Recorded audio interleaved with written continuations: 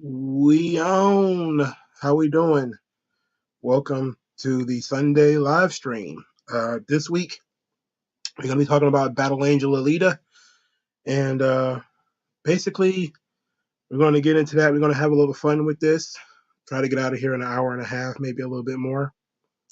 Uh, for starters, how is everybody doing? Is everybody all right? Maybe a little bit more. Um, so your boy Mongo loves cyborgs. I love cyborgs. Universal Soldier, RoboCop, Deathlock the Demolisher, Slash the Destroyer, Slash the Terminator from Marvel Comics. The Terminator movies, I love cyborgs. It's one of my favorite pieces of fiction. It's almost always cyborg media. Battle Angel Alita is indeed cyborg media. When we really get into this, I want to talk about it a little bit more. May pull in some how it kind of also plays with, you know, other cyborg media. We're also going to do some readings from the creator, whose name is Yukito Kishiro, uh, and then we're going to do a movie review, which is going to be, of course, Battle Angel Alita. And we're also going to talk about the OVAs, the original video animation. It was only 2 episodes, by the way. So, hello, AJ3, WG Phil. How both of you guys are doing? Are you guys okay? Uh, so we're gonna we're gonna give people a couple of minutes to kind of pour in a little bit for um, for to start with. We're going to have a little bit of fun. We're gonna break it down a little bit. To be honest, it was an interesting. It's been an interesting dive into Battle Angel Alita. Before we really get into it, it's been a very interesting dive because despite the fact that I knew it existed before the movie came out, I hadn't really read the manga, and I only read the first 9 volumes of the manga. The manga has 3 different series that encompasses the entire Alita story. I haven't read the other 2 yet. I don't know if I'll ever get around to it. I'm just so far behind on manga. I don't think I'll ever be able to get to Last Order or Mars Chronicle, but it'll happen eventually, I guess. But in order to really enjoy the movie and enjoy the OVAs, you don't need to watch or you don't need to read all of the manga, believe it or not. This is one of those times where if you read the first couple of volumes, you got pretty much the meat of Battle Angel Alita in terms of how it translates to other media. It doesn't mean that it's not good, but it also means that it it peaks very early and it kind of comes down a little bit and then it becomes a lot more stable. But it peaks very, very early into the series in terms of its themes, in terms of a lot of the ideas. And the movie tries to put together a little of everything. It's part OVAs, part manga, some of the best of both worlds. Let's see. G Coalition Brother number 17. This is going to be good. I remember being one of the people who chose to check out Alita instead of Captain Marvel. I did not regret that decision. Yeah, I honestly didn't watch either one. I only watched the Alita movie because of this this show. I'm glad I watched it because I read the manga first. I wanted to read the manga before I watched the movie.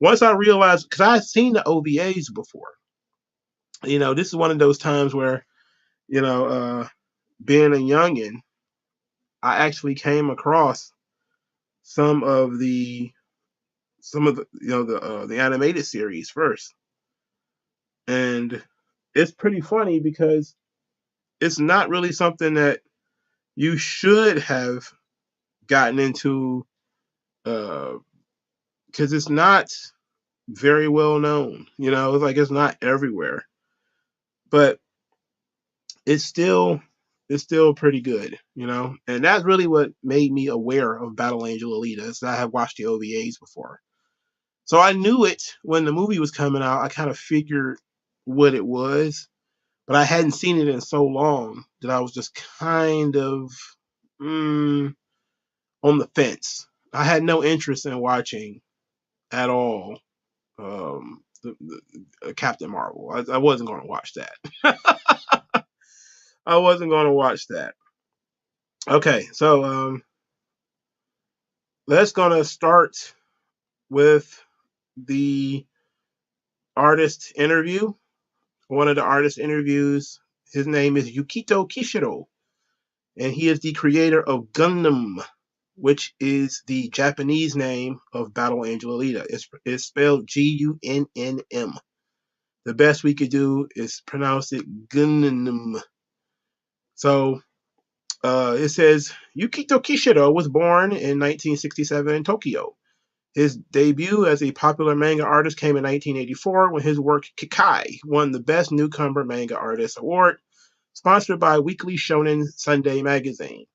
We're going to skip down to where he talks about Alita. He says, uh, uh, titled Gundam, or Battle Angel Alita, the story of the manga combined intense action with cyborgs and a post-apocalyptic world.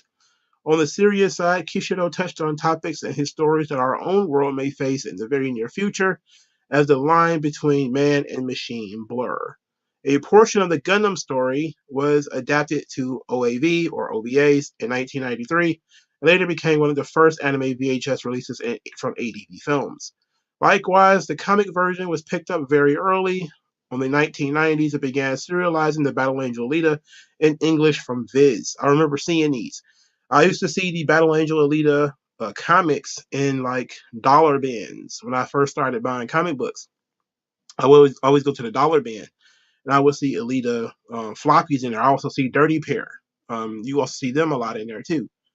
Um, I was gonna start collecting Dirty Pair because I actually watched the animated series and I actually always liked it. But uh, chasing down the manga of Dirty Pair, forget it. I'm not if it won't even exist because sometimes manga doesn't exist or it's so out of print that it's very expensive.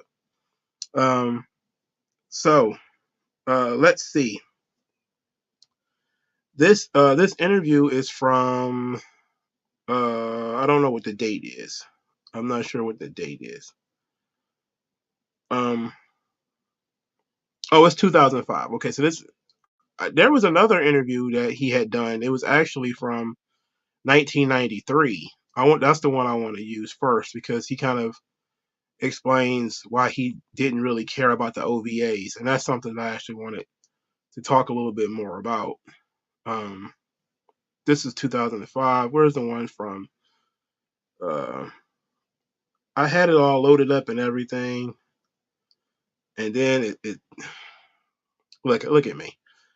Okay, did I hear about AI rappers? I have heard of I don't know if you mean AI rappers, but voice manipulation.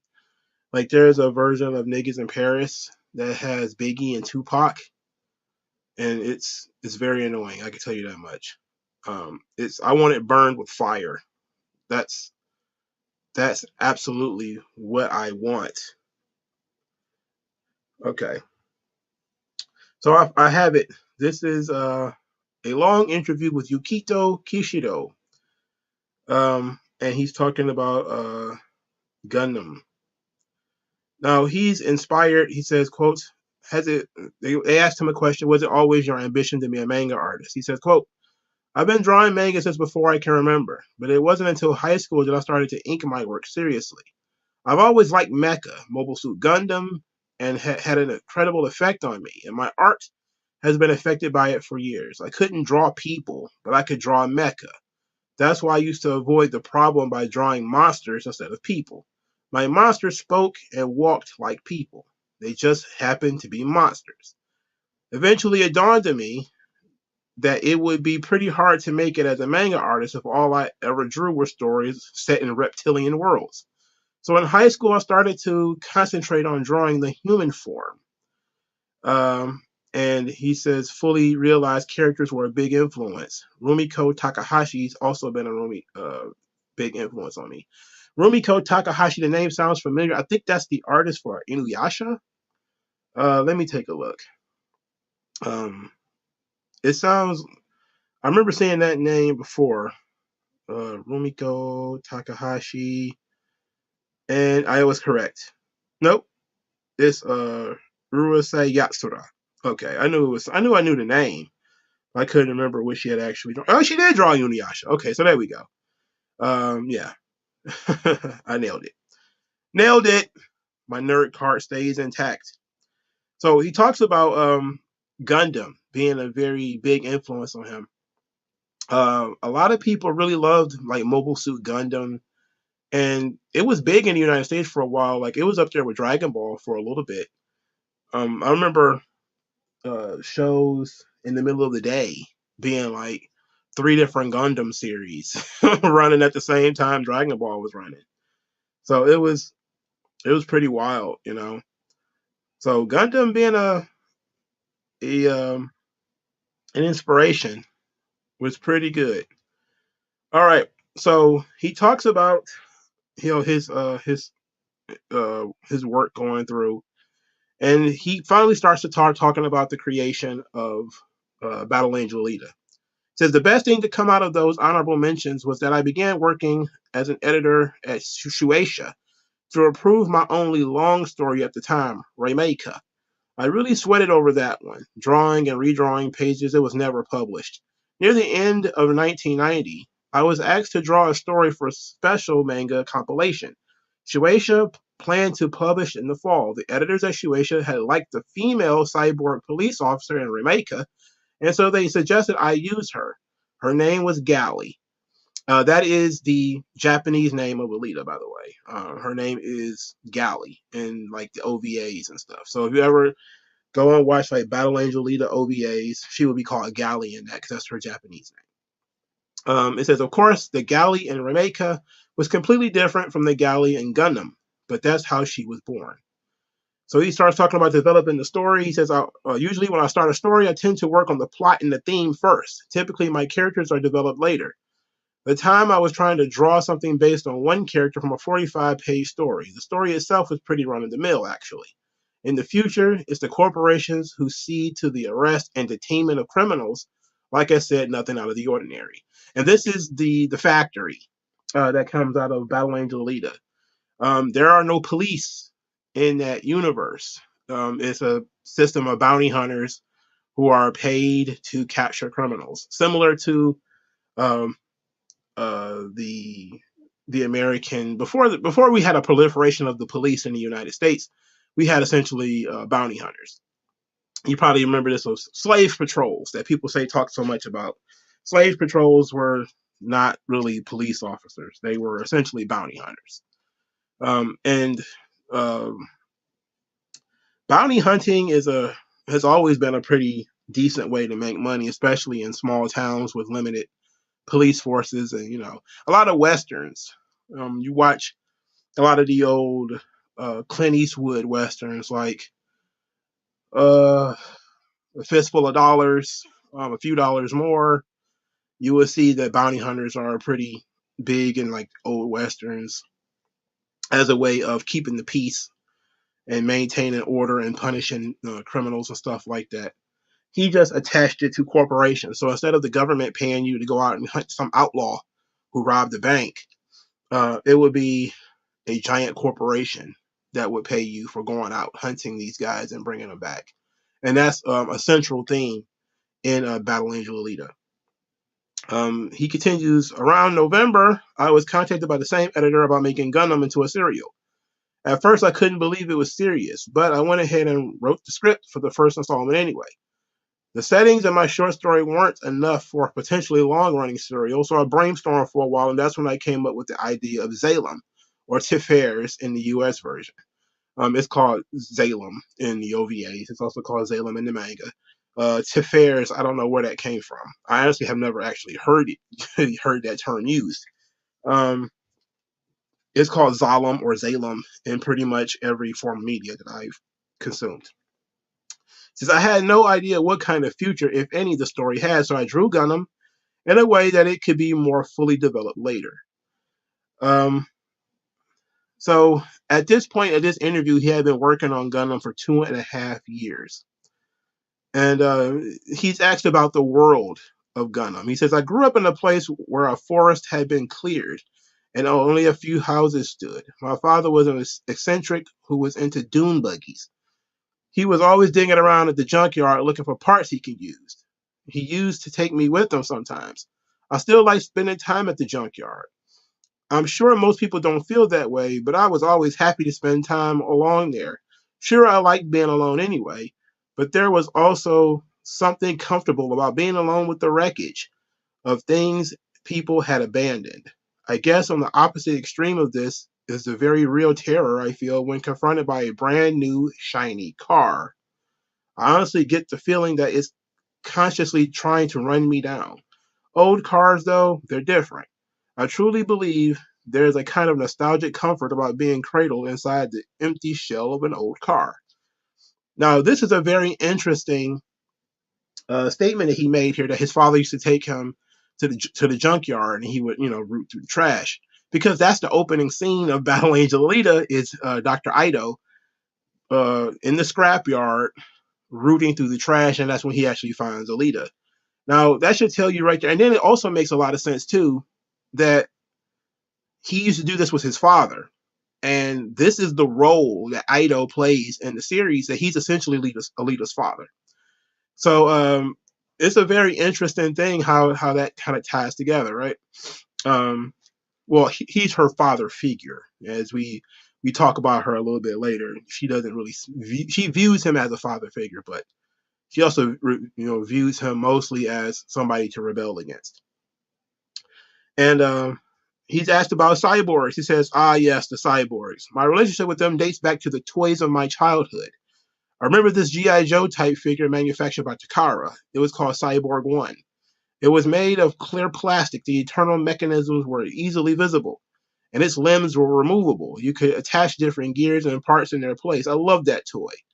It's too bad it's been discontinued. The little guy had a profound effect on me.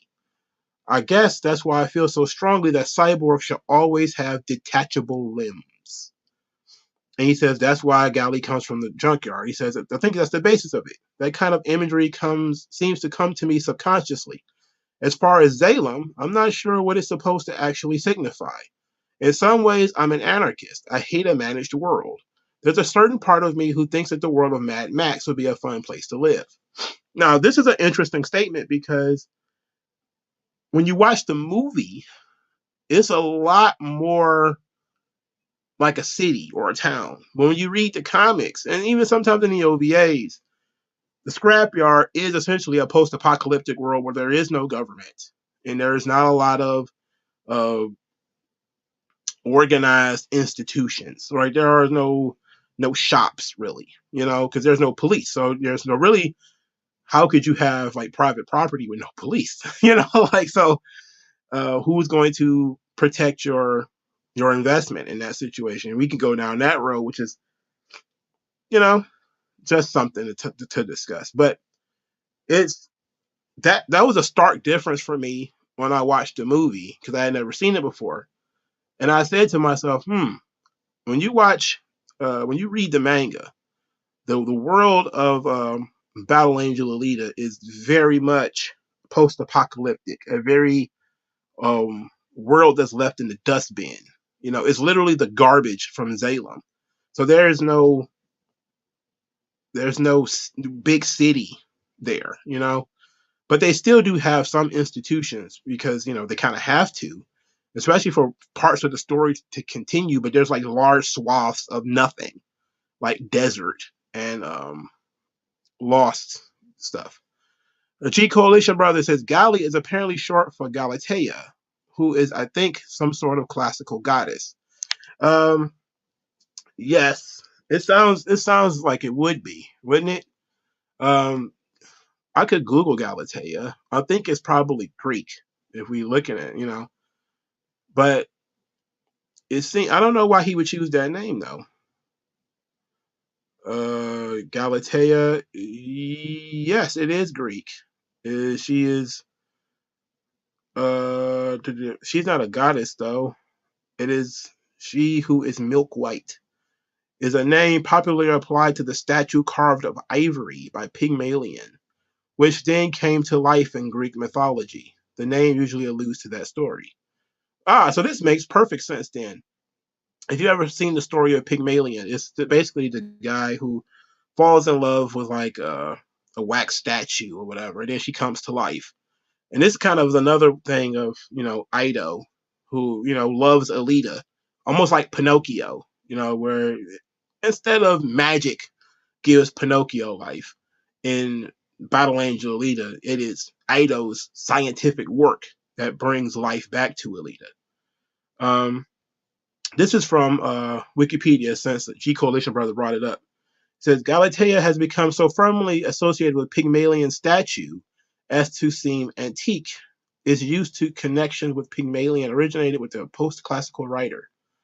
The mythologies of Pygmalia. Let me make sure I was right on that.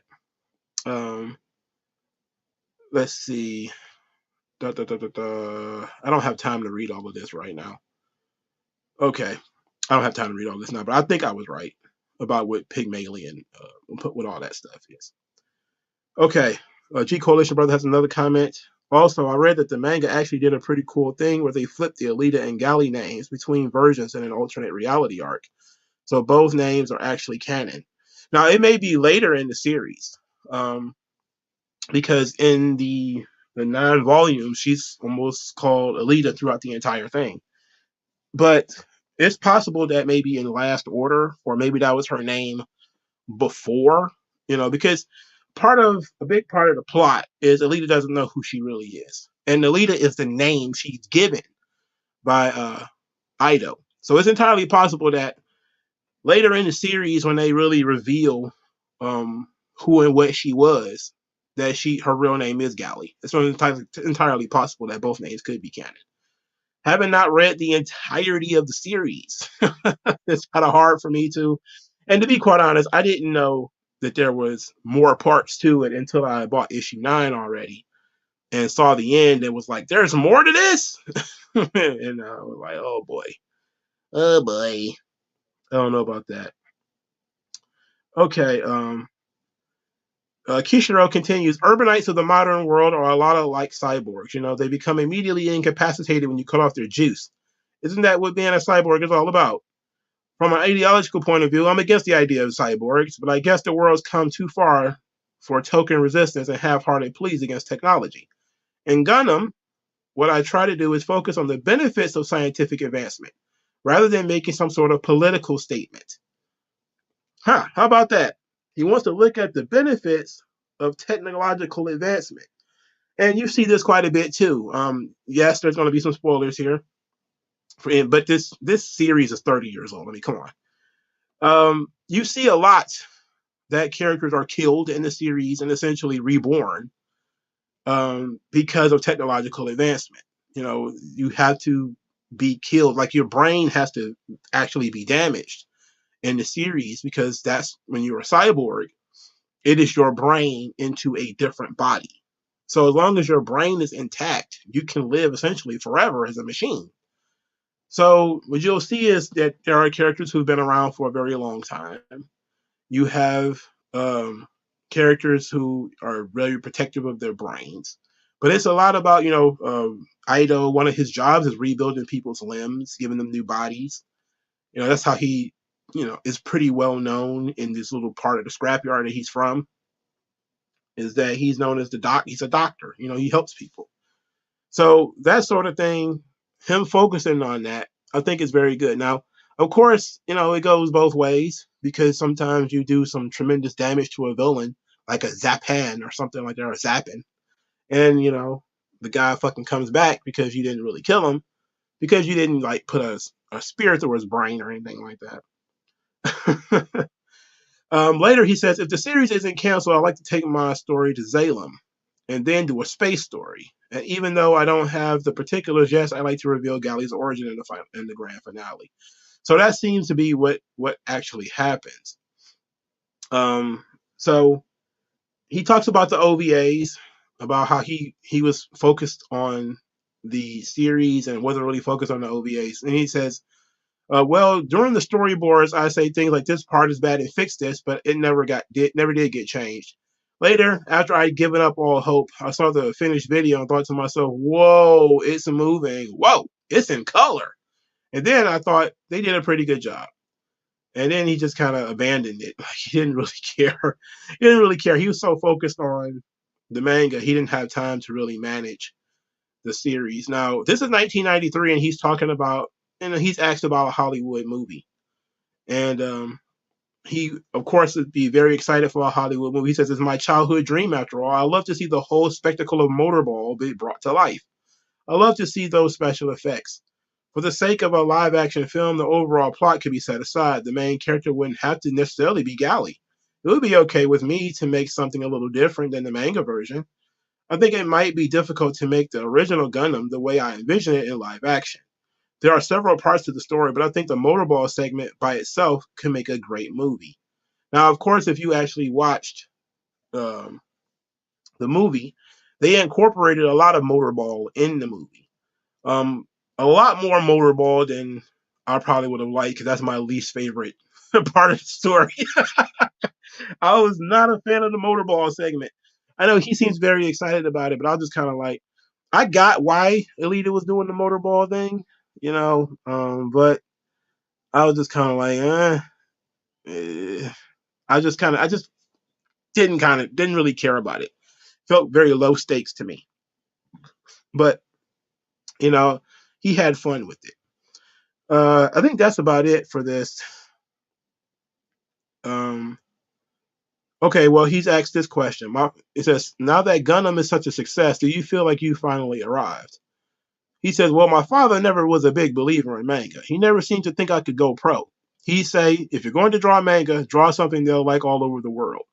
Sure, nowadays manga and animation is getting international recognition, but in the past it was nothing more than a subculture unique to Japan. It was, though, enough just trying to make it there. Now that Gundam's been translated for foreign editions, I'm not exactly sure how I feel. It is my first serial, after all. In many ways, it's still an immature work that I'm making up as I go along. If I had my way, I might have waited until my skill was a bit more polished, and I earned the reputation of someone like Frank Miller.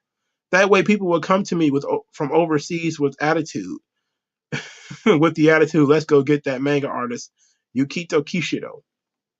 Um, and he says to his American fans, I've often wondered why my overseas readers thought of Gundam.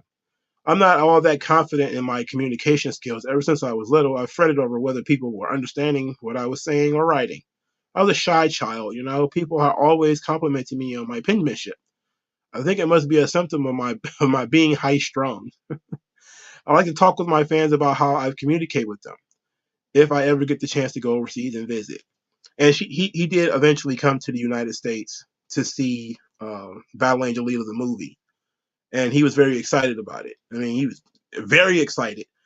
Compare Kishiro to like Alan Moore, it would be completely different. Like, he didn't care what they did to the story. He didn't care what they did to the characters. He just thought it was amazing. He thought it was the most amazing thing ever. And it's very, how can I put it? It's refreshing, let's say, to have somebody as a creator, because we all know the reaction um, that the Dragon Ball movie got. We all know what kind of reaction that got. That pissed Toriyama off to the point when he created Dragon Ball Super. He's like, I can't let it lay like this. But he was very excited about the movie when it eventually did come out. Now, the manga is 9 volumes. I'm gonna give a short review of the manga. It's I'm not gonna do. I don't think I'm going to discuss the entirety of the manga either. But it's really simple. Ito finds a brain and spine in the scrapyard. He does his little machine thing where he figures out that the brain is still active. He plugs the brain into a body. A girl wakes up. He names her Alita. From that point, she has no idea who she was, but it's clear from the fact that she was pretty much found with a brain and a spine that she was dumped from Salem. So that from that point on, Ito is her father figure who is escorting her through life. And Alita is still sort of rebellious. She finds out that Ito is a hunter warrior, which is, of course, a bounty hunter. That's how he makes money because he doesn't charge people to help them with their limbs and things. So he has to make money somehow. And he, of course, goes through and he picks up scrap parts in order to help rebuild the various people of the scrapyard. Alita decides she wants to be a hunter warrior too. This gets into one of their about 3 or 4 major arguments that he and that Ito and Alita have, because Alita has this preternatural desire to fight. She's very headstrong and she's very aggressive. She doesn't understand why. She's sweet, sweet as pie, but she she wants to fight. Like it just comes natural to her, and she doesn't really know why. And she does the hunter warrior thing, ends up causing a lot of problems. She comes across this guy Zappin, who is a hunter warrior. She kind of upstages him in the bar. He becomes this sort of obsessive villain over her. She falls in love with this guy named Hugo, who is a maintenance kid who works for Ito. He kind of helps around sometimes. He's the only person in her age group that's around, like, at all. So she becomes sort of attached to him. And the first volume and a half is essentially Hugo's story. And it's the best part of the series, like without a doubt. Hugo's part of the series with his dream being wanting to go to Salem and willing to do whatever it takes to go to Salem. And he's a very layered character. Hugo, again, is a very sweet kid who likes to help. He helps around. He helps Ado or whatever. But secretly, he's also a thief. He attacks, him and his team attack cyborgs and steal their spines because you can make a lot of money that way. And he has a deal with this guy named Vector, who is a bit of the devil in the series. Like, he's a full human, just like Hugo, but he is a guy who works for the factory. He has this sort of relationship with Salem where he could take you to Salem. That's the belief, that he can get you into Salem if you only do as he asks. So he tells Hugo he needs 10 million credits. Hugo's like, how in the hell am I going to get 10 million credits? Oh, I know. If I attack cyborgs and steal their spinal cords, then I can make 10 million credits pretty easily. In a short amount of time, Hugo becomes very successful in stealing the spinal cords. At this point, he's almost there. He's nearing the 10 million mark. Vector offers him a job, saying, look, you have great ambition, you got great work ethic. I don't know how you're managing to do this, but you're making all this money. You need to come work for me. Hugo's like, no, I want to go to Salem. From there, Vector is kind of like, well, don't know about the Salem thing, but he kind of keeps it to himself. He figures he's just going to keep taking this kid's money. Spoiler alert, there is no trip to Salem. It's not coming. And it's incredibly sad when you get to that point. So Zappin, as a way of getting back at Alita, he essentially finds out that Hugo is stealing spines. But stealing spines, while it's a crime, it is not murder. He essentially kills somebody and blames it on Hugo. Hugo gets a bounty put on his head. And now Zappin has a reason to chase Hugo around. And he's going to kill him, essentially. He's going to kill Hugo because he, in order to upset Alita. At this point, Alita is a hunter warrior herself. She has, just did what she wanted to do against Ito's best interest or best suggestion, advice. Um, Hugo has this this bounty on his head, but he's a regular person. He's has no cyborg powers or whatever, no cyborg abilities. He's cornered by Zappin, and the rules of the hunter warrior is that two hunter warriors who are chasing down the same prey, one has to defer to the other. So, and technically in speaking, Alita would have to defer to Hugo to Zappin, who was, he was Zappin's prey first. But she refuses to let um, Zappin kill Hugo. Bit of a fight ensues. Hugo ends up being severely wounded, and he's going to die. At that point, uh, Alita steps in. She's going to save Hugo, which is illegal, and she's going to get a bounty put on her head if she does so. So what she does is she cuts off Hugo's head and attaches his brain to her body to keep his brain active. And this, of course, pisses off Zappin because she outsmarted him. Zappin attacks Alita, which of course puts a bounty on his head because he's interfering with a hunter warrior and her prey. She does some severe damage to Zappin. He, of course, survives, but because he's coming back later. But that's essentially it. From there, Hugo is given a cyborg body and a second chance at life. During up this entire part, there had been conversation between Hugo and Alita about going to Salem, and you learn a lot about Hugo has sort of inherited his brother's obsession with Salem. And it's a very sad story, in so much as Hugo's brother was betrayed by his wife. His brother tried to build a balloon to fly to Salem, which is illegal. The factory, does not allow flying objects of any kind. And his wife had given him up, and he had been hunted and killed by the hunter warriors. And it was a situation where, the wife felt that she was losing her husband. He was about to fly off. He was gonna leave. So she didn't know what was going to happen to him when she snitched on him, but he was killed. And that did a lot of great mental damage to Hugo. So that's why he was always by himself. He had this desire to go to Salem. He tells Alita this, and they have a bit of a conversation about it. And Alita says, well, I don't want you to go to Salem. I want you to stay down here with me. And he's like, oh, no, I'm going to Salem. They have this thing, and then she decides she's going to go with Ayla with him. She works as a hunter warrior to create her own money, because she's going to help him go, and then in a few years, she's going to follow him to Salem.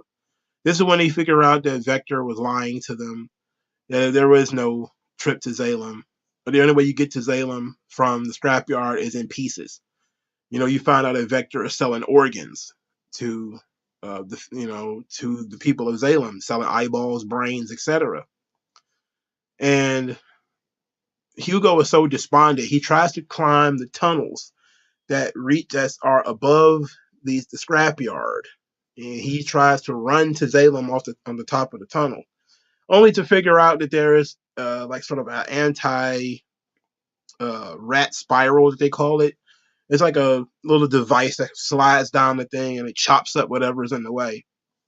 And Alita follows Hugo up to this thing, and he ends up, she tries to talk him out of it. He refuses.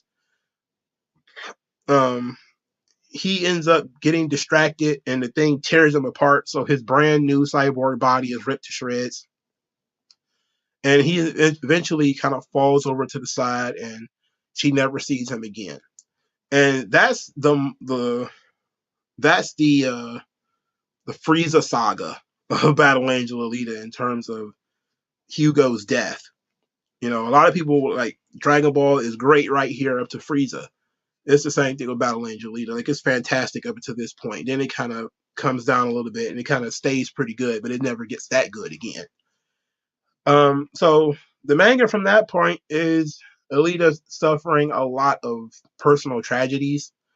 Once Hugo dies, she kind of stops caring about much of anything, and she kind of jumps headfirst into motorball, a violent sport, which is basically roller derby for cyborgs, with them and their weapons and everything. She seeks to become the grand champion. She stops speaking to Ito, or Ito stops speaking to her.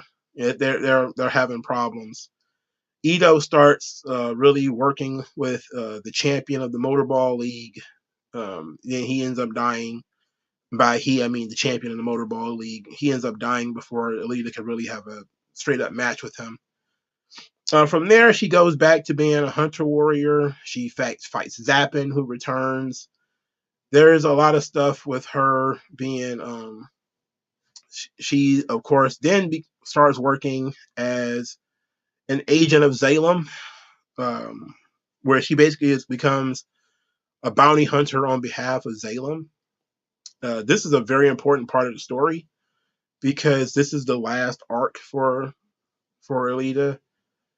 This one we find out about Desky Nova, who was a Zalemite who comes from Salem, who is now down in the scrapyard, and he's testing his nanites or whatever the fuck on humans in Salem. And he's a brutal guy. He's played by Edward Norton in the movie, believe it or not. He only appears in the movie twice, but he is sort of the end all be all in terms of villains. But there's not much done to him in the movie at all.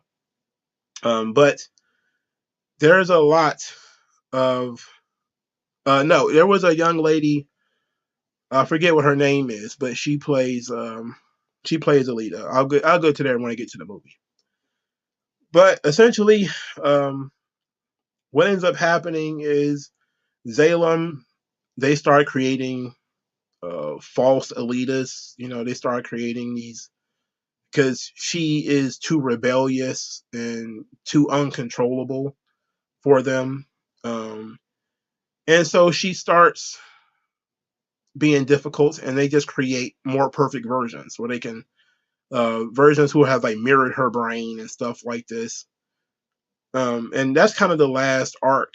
Is she is chasing around Destiny Nova to get revenge for Ito being killed.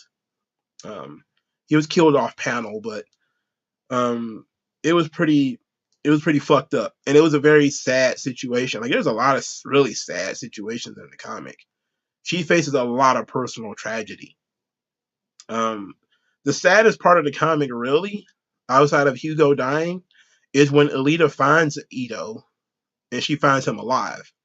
Now, she finds him dead. You don't really see that he's dead. He's in a briefcase or something like that, so it's basically just parts of him. But when she sees him alive, but he has no memory, he doesn't know who she is. It's a terrible scene. Like, it's really sad. Because then you really see that even though she spent a great deal of the story rebelling against Ito, and basically she was mad at him for petty reasons and stuff like that, that he was the closest thing to a father figure she ever had. And there's a one particular scene, I think it was I forget whether it was volume 5 or volume 6 or whatever, where she says that she wanted Ito to be proud of her. She has all these great, exciting things to tell him, from that had occurred while he was dead, before he was, brought back as a cyborg or whatever. And he didn't remember who she was, and she was absolutely destroyed that he couldn't remember her. And it's incredibly sad. And then we find out, through her chasing down Dusty Nova, why Ito doesn't have a memory. And this is where we get to the end of the series. You start finding out the truth of the Zalemites, where the Zalemites they're literally microchips in human bodies. So they're the reverse of the scrapyard. Scrapyard is human brains in machine bodies. The Zalemites are microchips in human bodies. And it's really fucked up. Like it's it's great, but you figure out that they basically tell you that that bothered Ito so much when he found out the truth about Zalamites that they aren't, they're just basically empty flesh with no real brains or anything like that. It's all machine. That he decided he didn't want to know anything, so he demanded that his brain, his chip be washed. So he kind of had his and he gave himself amnesia, and so that's why he doesn't remember who Alita is, but he remembers how to repair objects and stuff like this. So it's really sad at the end. I keep saying it's 9 volumes. It's only 6. It's 6 volumes. But that's the manga in and of itself is really good. It's not the best manga I've ever read, but for the first 2 volumes, it's fucking fantastic. It was gripping the first 2 volumes. Everything else was okay, but Alita doesn't just walk through all of her enemies. Sometimes she does. Sometimes she's just so much better than everybody else. It's kind of like eye rolling, but especially since you don't really know why. But she does struggle enough. She goes through great amounts of damage, and it's you root for her, and you never, even though she's kind of annoying sometimes, she can get a little bullheaded, and you never really want to go against her. You want her to have relationships. You want her to have friends. She later falls in love with another guy named Figure Four, but she leaves him in order to continue her work for Zalem, and she wants to go back to him. And that's the last real adversity she faces is Figure Four waiting for her when she gets done killing Destiny Nova. Is he still going to be there when she comes back? But you never get an answer because she never gets to go back. She gets like captured or something like that at the end. So it's a good series. If you like cyborg media, you like it. But considering I have to read, I don't know how many other volumes or how many other books, it's very frustrating because I didn't know. I literally didn't know that there was more to this story when I got to the end.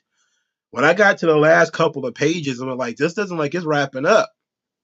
And then I got to the end and it was like, it's going to be continued in a different series. I was like, fuck. That wasn't fun. But that was my own fault because I didn't look and make sure that it was going to be it. But still, the first 6 volumes are pretty good. I enjoyed it. A lot of the characters have, they have hopes and dreams and they have personality, which is always good, especially for characters that are not human.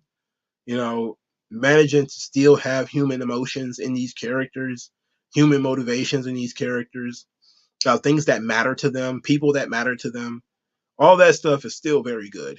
And that stuff still exists. So the 4 major characters in the series are essentially Alita, Ito, Vector, and Hugo. Because those 4 characters are in the manga, the OVA, and in the movie. Those are sort of the main characters. So at that point, I guess I want to, before we go into the OVAs, let's talk about these characters. All right, so Hugo is, like I said, the best character in the series. He's a very sweet kid who ends up getting manipulated. He obsesses over his dream of going to Salem, and he gives you a good lesson of, having an obsession that leads to your self-destruction. Because, or the don't go chasing waterfalls TLC lesson that you learn from Hugo's part of the story is that it's a very tragic tale, and it's one that's even sadder because he already saw how it ended, in so much as how it ended for his brother, and ended up ending for him not exactly the same way, but near the exact same way. But you're also very sad for Alita too, because you see that he actually cared more about going to Salem than he actually cared about her. You know, she tried to talk him many times into staying in the scrapyard. She tries to talk to him plenty of times about, we can build a life together. It doesn't have to be as bad as you think. And he's just like, no, this is the wasteland. This is garbage. This place sucks. Yada yada yada. He's so negative about the world that he lives in. He wants to escape, and that desire to escape, but it's also a desire for more. You know, I think we all have very human, feeling like a goldfish, in a fish bowl. That's kind of how Hugo felt, and it's interesting because I wrote a character who was similar, before I even read the manga, that was similar to Hugo in so much as that he just wanted to go somewhere else. Just tired of living in the situation that he was living in, tired of seeing the same horrible things that he saw. And he wanted out and he wanted more. And that's his impetus to go on the adventure, right? You go on the adventure because you get out of this situation, you know? And you see Hugo take an active step in trying to get out of the scrapyard because he believes there's a way out. And it turns out that it's not. Well, Vector is one of the main characters too. And Vector, like I said, is the devil. He's the manipulator. He offers temptation. He you make a deal with Vector, it doesn't really work out well for you. um, he represents the factory, which is Zalem essentially. In the scrapyard, he's a human being, but he has cyborg bodyguards and cyborg workers and stuff like this. And he essentially makes a lot of money off of manipulating people into believing that they can go to Zalem.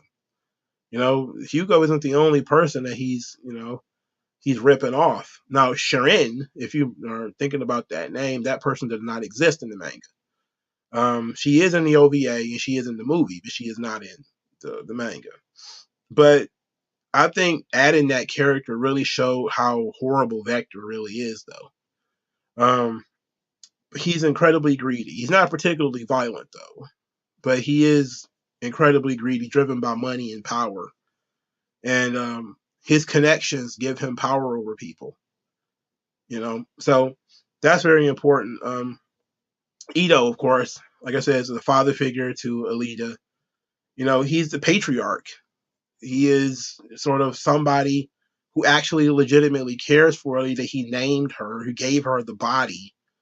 He's always there to help, but he's mostly somebody for her to rebel against because he sees her a lot like a daughter, but she doesn't see herself that way. She sees herself as a person searching for who she is. She doesn't have an identity, and that's really what the story is about as we move over to Alita as a character. She has no identity. So she goes from being essentially Ito's sweet daughter to being a hunter warrior because that's what she thinks she should be, to being in Motorball because she thinks that's what she should be, to being an agent of Zalem because that's what she thinks she should be. She's not sure who or what she is, and over time, you get this sort of you get these flashbacks to her history. You get these flashbacks to her life before she was Alita, and this is a good parallel to what they call the Persephone. If you ever read The Goddess Within, it's about archetypes for female characters.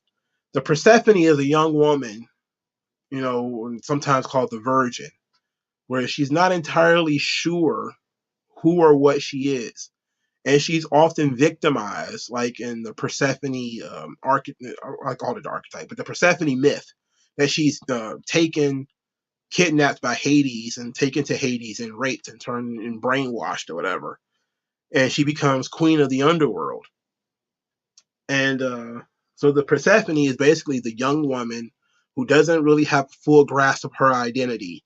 And her identity comes from the things that happen to her. So she becomes essentially a victim. And her personality and everything comes from her victimization. And that similar thing happens here with Alita, where Alita takes charge in creating the situations that cause her own victimization, essentially. She became a hunter warrior. Got her body destroyed a couple of times, and you know, that put her in a position that she was able to cross Zappin, and it was Zappin who fucked over Hugo. So she essentially created her own situation. She ran and did the motorball thing.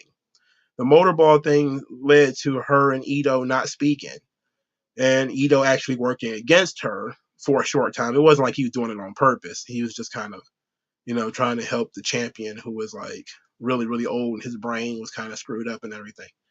But you started seeing that basically Alita jumped from job to job, opportunity to opportunity, making different friends.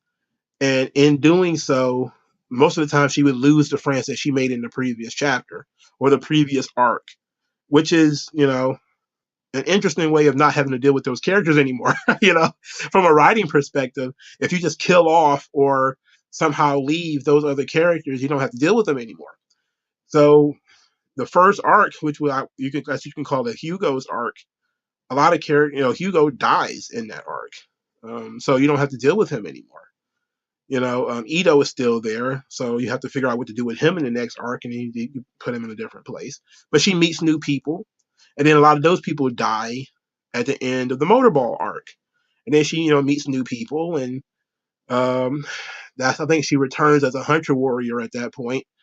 She meets some new people, and then they start getting killed off, And then she meets some new people as the agent of Salem, and then they start getting killed off. So it's a similar thing where every time she makes friends, they end up getting killed off, and that create a very tragic character with Alita because now she becomes very lonely. She doesn't have a great deal of friends.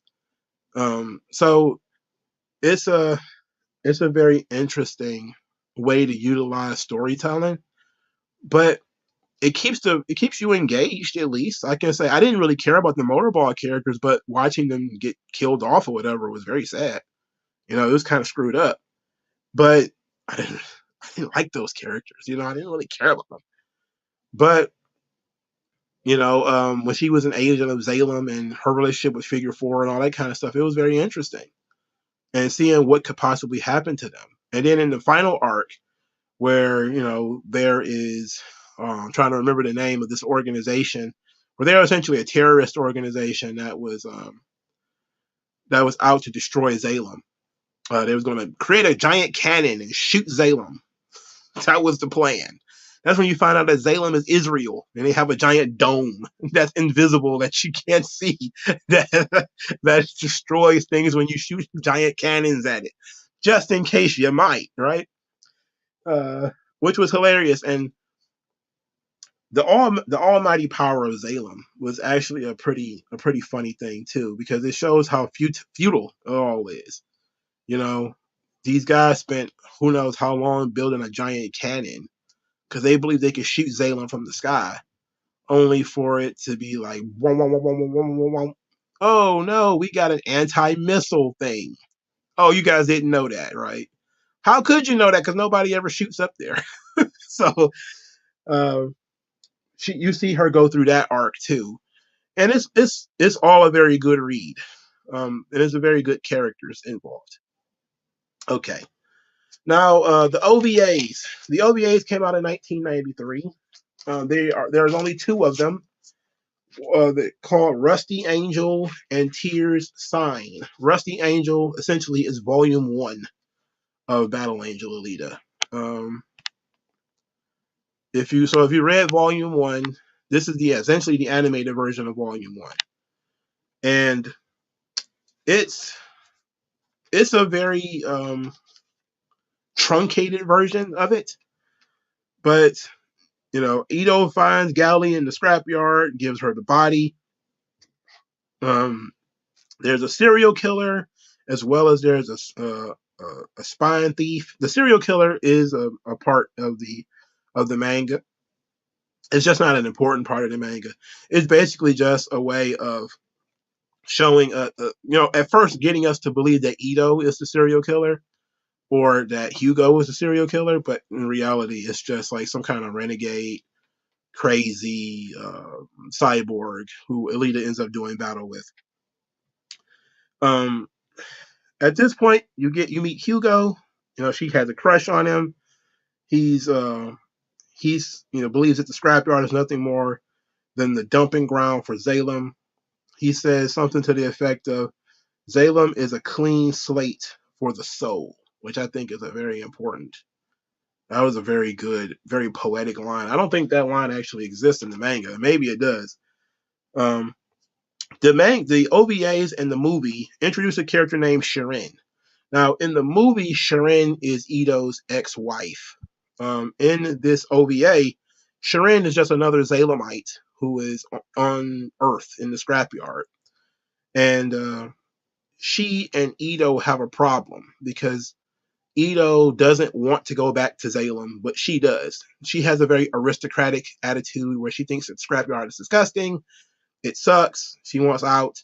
So she starts having an affair with Vector. In the movie, it's an affair. She's having sex with Vector. In the movie, and in the OVAs, it's not really seen as an affair as much as she's utilizing whatever she can get to to. She has decided that by any means necessary, she's going to get to Zalem. So we find out that the serial killer is Garishka. I think he really, that name really kicks my ass, but I think it's Garishka or something like that. And he goes to Vector and Shirin after Galley slash Alita kicks his ass to get repaired, and it becomes Ito and his creation of Alita versus Shirin and Gurika, which is her creation, the one she rebuilt after Alita destroyed him. And you see that this is all about Shirin wanting to get some measure of revenge on Ito for not wanting to help her go back to Zalem. And the end of the story is essentially after Garrica, who was a former Coliseum champion, is destroyed. And that's pretty much it for episode 1. Episode 2 is called Tears Sign. This is actually all about Hugo and Vector and Shirin, and it closes up that arc where you get Vector hiring Hugo to go to Zalem. Well, he's hiring Hugo. I shouldn't say hiring. He's making a deal with Hugo that he's going to pay him to go to Zalem. And Hugo, in his mind, sees this as a war between him and the garbage heap. And you see that he is doing whatever it takes. Zappin, of course, sets Hugo up, and then we get to basically the regular story from the comic, where Zalem, I'm sorry, Zappin sets up Hugo, and it's very interesting, and it's all so much better told in the OVAs. I think this might be the superior way to absorb the story. Both episodes are about 30 minutes apiece, so about an hour, and you get the bulk of the good portion of Alita. It doesn't have any of the motorball silliness in it. Again, I hate the motorball stuff. I really do. So it doesn't really have the motorball silliness in it, and you get basically just the very bare essentials of what is very good about Battle Angel Alita in it. All right, so let's talk about the movie. But first, let's go into the comment section. I'm trying to get through this thing quickly, but it's not going quick enough. WG Phil says he has a novel upset. I didn't know he was writing a novel. He says, I thought about the prologue being the other three protagonists, and the main protagonist wakes up seeing the destruction and goes to his job. Is it necessary? That would be the question. RAS, you should watch Alita. Watch the movie or watch the OVAs. The movie is actually pretty good. We're about to talk about that in a second. I definitely suggest you. It's not a bad. I think the runtime is about 2 hours. Maybe some change there. Let's see. I don't know how long it is. It is. Oh shit! I ended up clicking the damn. I'm trying to buy them. Click the movie. How long is the movie? The movie is 122 minutes. That's 2 hours and 2 minutes. Movie made $405 million, which means it was a box office hit. It made more money than its budget. The budget was 150 to $200 million. Tremendous. So it made money. It came out in 2019. So uh, the important characters. Rosa Salazar is the one who is the human body of Alita, though the character's eyes are heavily animated, so they're big and wide. And this became a really big um, talking point for a lot of the SJWs. They complained a lot about Alita having big wide eyes, which they thought was racist because they're giant anime eyes. But I think it gives that character, I should say, a unique look. She doesn't she doesn't look normal. So that's fine. Christopher Waltz plays Ito. He's very good as Ito. He's actually pretty damn good. Marashara Ali plays Vector. He's actually very good in this movie too. He's playing as almost sort of the ultimate villain in terms of Vector, though. He plays him a lot like um, a villain out of like Demolition Man or something. I shouldn't say that because Wesley Snipes was pretty over the top in Demolition Man. I should say The Matrix. I think very stern, very serious. Um, Still very good. Um, Sharon is in this movie. I forget who is playing her. I didn't write the name down for the young lady, but I've seen her in other movies before. Rosa Salazar, I've never seen before. Christoph Waltz, I've seen him in plenty of movies. Marashara Ali, I believe, played Cottonmouth in the Luke Cage TV show. He was very good in that. He was tremendous in that joint. All right. So the story is essentially the same as it is in the OVA with the motorball tossed in. Motorball is one of the things that Hugo and Alita bond over. He introduces her to Motorball, and they become, really good friends over that. Zappin has a played down role in this. He's a hunter warrior, but he is really like a B level villain in this thing. Groeshka is important in this movie. The animation of Alita is actually pretty damn good. It looks very fluid. It seemed like it was the right time to make the movie, even though the OVAs and the manga was out in the early 90s when this sort of material was really, really popular. Okay. Because in the early 90s, that's where we got a lot of cyborg stuff. That's where we got Terminator, we got Robocop, we got Universal Soldier. This is where I think DC Comics created their cyborg character. This was the ramping up of Marvel's cyborg character, Deathlock the Demolisher, or Deathlock the Terminator.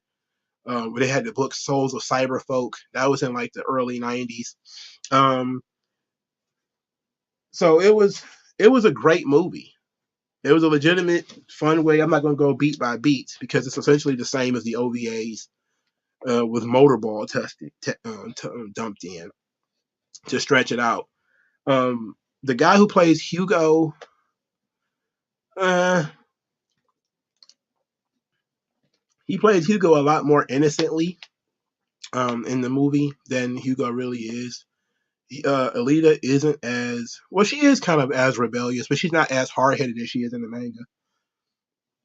He says there's supposedly a sequel in the works.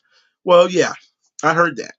Um, I hope it actually gets made because Edward Norton as Destiny Nova could be really fun.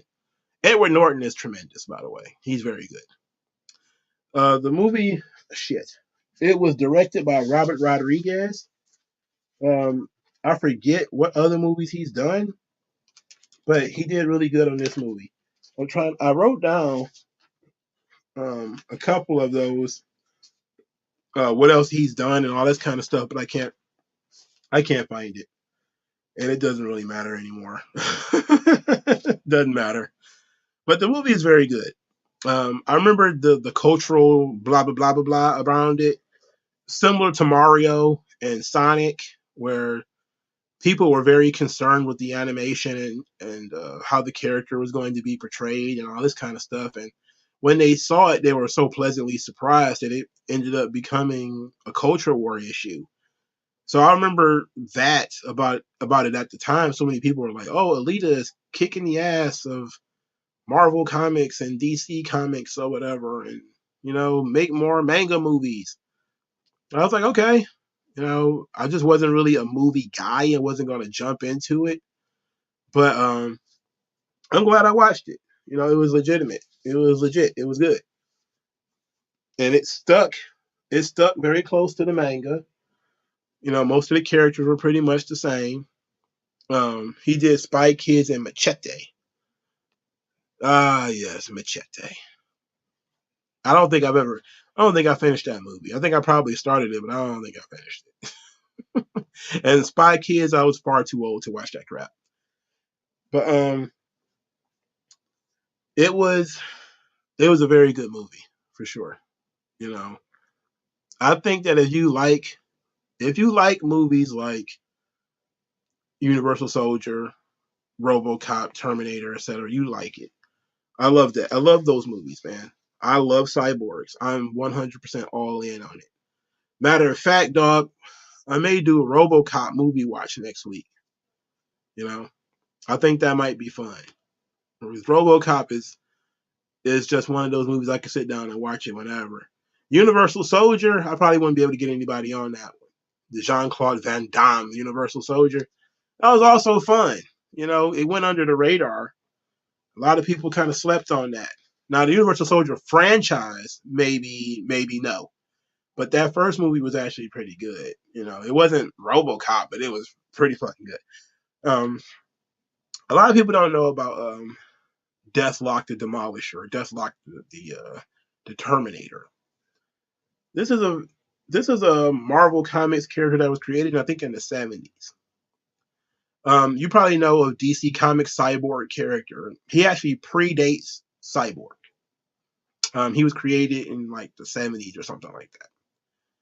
Maybe the 60s, I don't know. But essentially it is there's so many different ways to do cyborgs, where the cyborg character from DC seems to have human parts and machine parts, while the Deathlock, the Terminator character for Marvel, is literally a human brain inside of a machine body. And though when I was reading some of those comics, and it wasn't. There's more than one Deathlock. Let's put it like that. There's several different versions of the character. The version of Deathlock that I was reading was the black guy. I think his name was Luther Manning, who ended up losing his body and his brain was put into a machine. And it ended up being like this really horrible thing for him. It was torture that he wasn't in full control over this machine. His brain, he could see things, experience things, but he wasn't really in too much control. Yeah, he was a character in Marvel's Agents of Shield. He was dumped in there a little bit later. He actually was dumped in the comics too, later on. But the character never really took off after the cyborg craze of the early '90s. He never really took off. Unlike DC character, where the DC character was put in more media, Deathlock was one of those characters that was kind of kicked to the side after he wasn't popular anymore. Like, it's one of those characters that they put out a lot of material when Cyborgs was hot. They put a lot of stuff out, and then they just stopped because the cyborg craze was over. They did that with like Ghost Rider too. There was like tons and tons of early '90s Ghost Rider, and then they just stopped. He did the same thing with Blade, off and on with the vampire craze. Whenever vampires are popular, you start seeing Blade pop up in Marvel Comics, and then they'll shelve the character for months and years or whatever. And then, vampires are popular again. Let's bring Blade back out. So, Deathlock was one of those kinds of characters. Like his story was very sad, and I always said it would make a really good movie if they ever really like dug into the character. Um, Now he was given a sort of, I don't know if I want to call it a black body, but it's clear that at least one version of Deathlock is a white man and the other one is a black man. And the one that's called Soul, that was in the book, I believe, called Souls of Cyberfolk. I believe that one was, the black guy who ended up being a victim and ended up losing his body. But I just really love the cyborg genre, and it's so much fun to play with because there's so much stuff to do. And despite the my love of it, I've actually never written anything with cyborgs in it, or I've never written extensively about cyborgs. I have written a character that operates in a world with cyborgs in it, but I've never written an actual cyborg character myself. I'm gonna get around to it eventually, I think. I'm looking at Amazon right now. So the Souls of Cyberfolk came out in 1991. So this was uh, during Alita's heyday, around the time of RoboCop. Um, and the guy's name was Michael Collins. So I think Michael Collins is the white man though, or is Luther Manning the white man? Let me look him up. I like talking about obscure Marvel characters. I like talking about obscure Marvel characters. Uh, okay, so it was Luther Manning and Michael Collins, John Kelly, Henry Hayes. I'm pretty sure the black guy is the one that I was reading about. Let's see, Colonel Luther Manning is from Detroit. He's fatally injured. Yada yada yada. It doesn't say that he's black though. Um, let's see. My Professor Michael Collins. I think yes. I think he's the black one. It doesn't matter. But there's at least one version of Deathlock that is sort of the black character. This is one of those times where you probably shouldn't have a lot of characters that look the same. But that was the thing. Deathlock was meant to be a sort of a character that could be reutilized, and so it has like a stock look to it, and it's kind of creepy that he kind of loses his individuality, and he's just like walking around in a machine body. But that's a different way of doing the same thing that Battle Angel Alita did, and that's why I brought it up. As you have Alita, you have Cyborg, and you have Deathlock, where Deathlock and Cyborg seemingly go the opposite way as guys who have lost their bodies and they have been tortured by it. You know, it's not something that they can just get over, you know. Um, I remember there being a big deal with Cyborg a couple of years back about Cyborg not having a dick. It was such a weird thing for people to argue about. But I forget, it was some black writer who was writing Cyborg and wanted everybody to realize that Cyborg did have a dick. Because I guess part of Cyborg in DC Comics is his lower half was all machine, like his legs and pelvis and everything. So he didn't have a manhood. So he wanted to give that character his dick back. And I was like, I don't like that guy's kind of doesn't he like crippling depression? Like wow, like that character has like crippling depression. Why did he even need a dick? You know, is he ever going to actually use it? But I didn't know what he was going with the character. I just thought it was a weird thing to write about, um, and to make a big deal about. Matter of fact, let me look that up right now because I like going off on tangent. Um, do, do, do, do, do, do, do.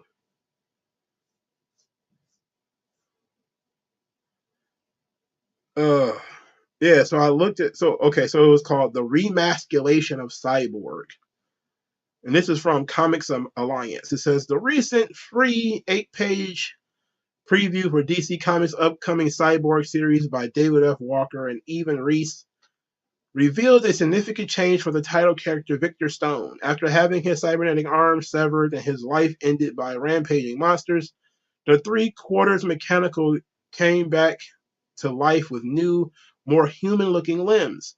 To some readers, it might seem a mere cosmetic makeover, but the change may have deeper implications. To understand why, it's helpful to understand how Cyborg is regarded by Black critics. I think we need to stop saying Black critics. I think most people, Black or white, don't give a damn about Cyborg, if we're being honest. Most of them just don't care. Um, I want to talk about this too because it's another thing where Black people and machines have often been just like Black people and lightning. Like that's also a very interesting thing that nobody seems to have a problem with Black people and machines. Like when James Rose was Iron Man, nobody seemed to have a problem with that. You know, he was cool as Iron Man too. He wasn't Iron Man for very long though. But okay, so go back to the article. It says earlier this year I was lucky enough to be on a panel with David F. Walker. Blah blah blah blah blah. And it says that might seem odd to raise given that the character's genitals aren't a prominent feature in mainstream superhero stories. Artists often famously elude any suggestion of genitalia on male characters down to a Ken doll smoothness. Marvel and DC don't tell sexual explicit tales in their main lines. Genitals are not a feature of the genre. It's not something you think about. But if we were to think about it, we might presume that we're expected to believe that other male heroes have genitals. We know that Cyborg does not.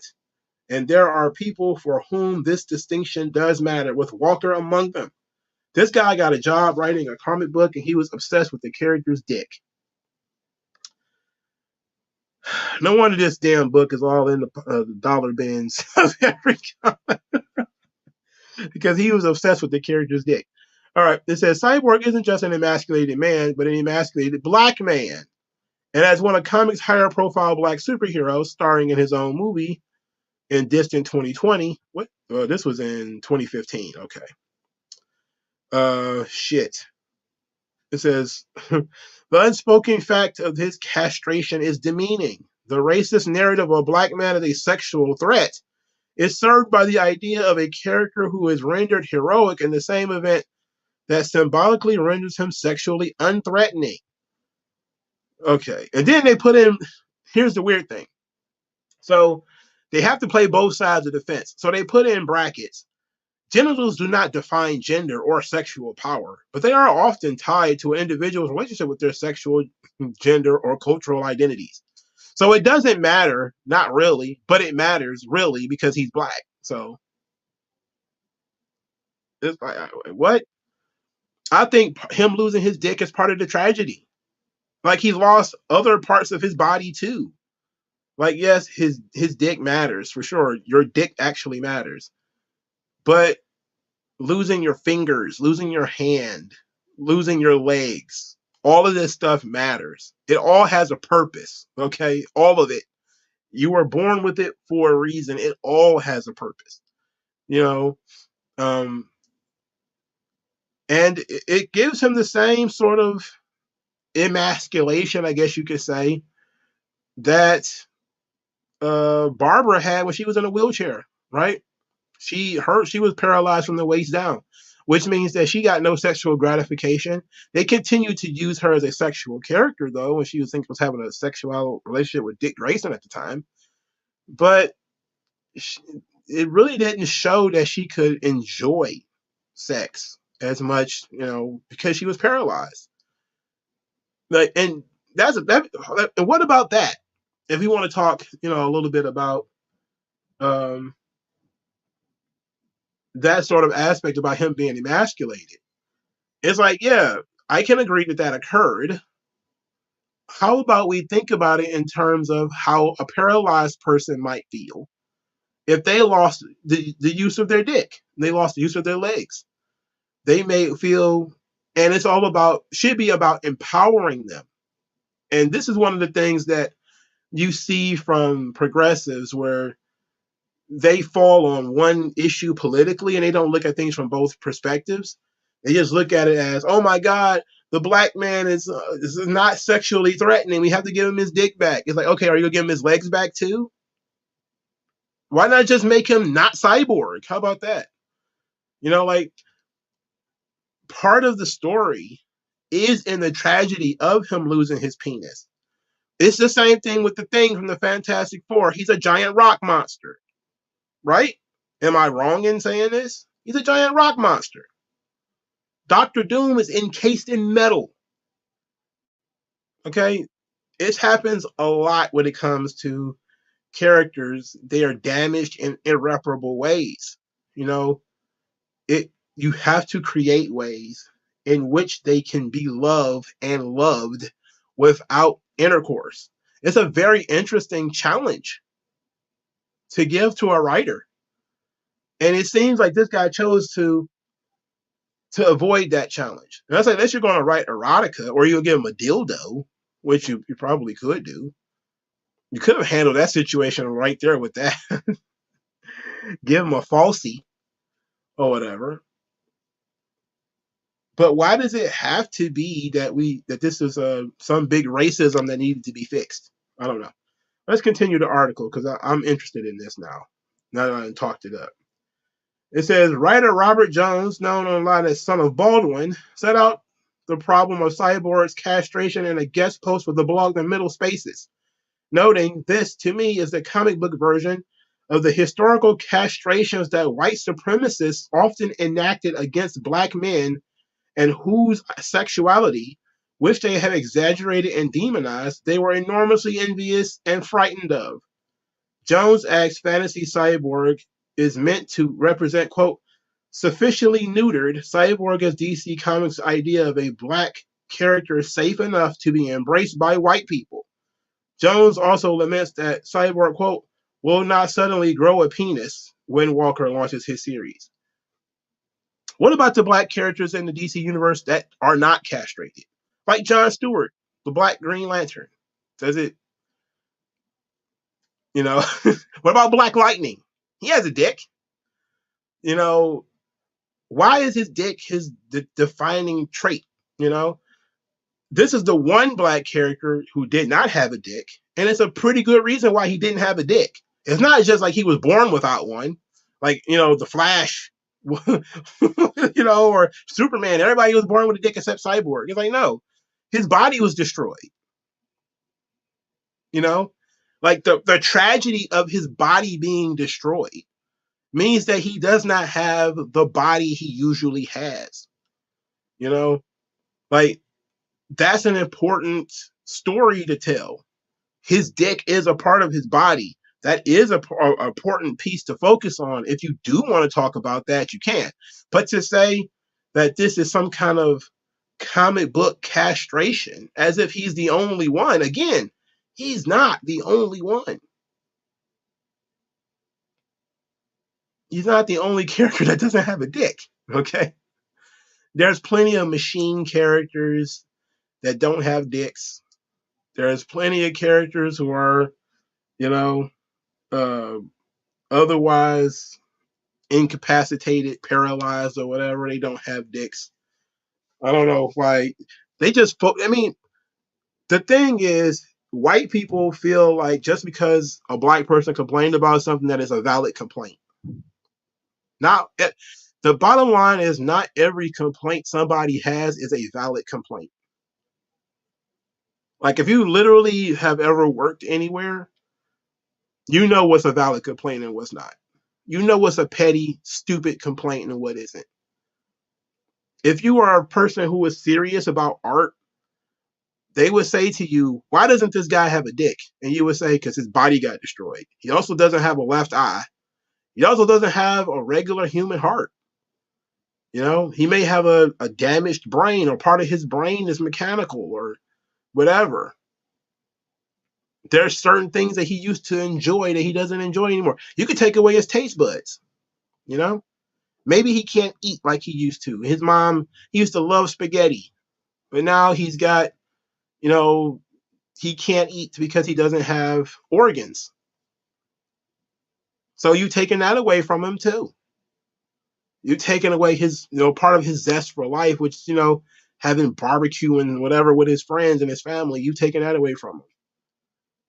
You know, maybe he really liked going to the gym. He liked hitting the weights or whatever. You taking that away from him. You've given him machine parts. There's a lot of different ways you could have looked at this. This is kind of petty. And I think that too many white people are just so sensitive. Like, oh my God, black people complain about something, therefore it must be true. It's like, not really. Um, Here they talk about Walker may have made it his first order of business to right a wrong and give the character back his lost cultural identity. Huh? Even if the restoration is never addressed on the page, it can safely be inferred as a likely and intended consequence of this change. You may think this is trivial. If you don't see why this matters, then you may think it doesn't matter. You may even think it's silly that it matters so much to someone else that they would have any energy to address it. You are fortunate that the castration of one superhero comics character, most prominent black people, does not affect you. You're not in good company with other non-black writers and editors who don't see the problem. If a black reader tells you that it does matter and it's a problem, you should listen. Again, this is